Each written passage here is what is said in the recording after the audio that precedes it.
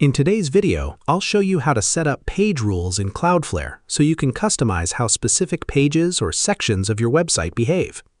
If you're new to page rules, they let you apply different settings to individual URLs instead of your entire website.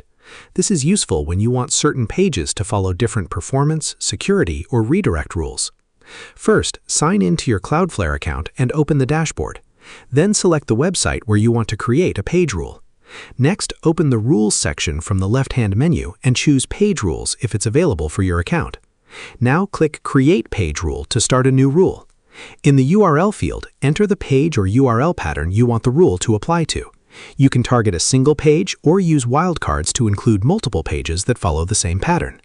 After that, choose the action you want Cloudflare to perform. Depending on your plan and available features, you can configure options such as redirects, caching behavior, security settings, or performance preferences. Once you've selected the desired settings, review the rule carefully to make sure it applies to the correct URL. Now save the page rule. If you have multiple rules, check their order because Cloudflare processes them based on priority, and the first matching rule is applied.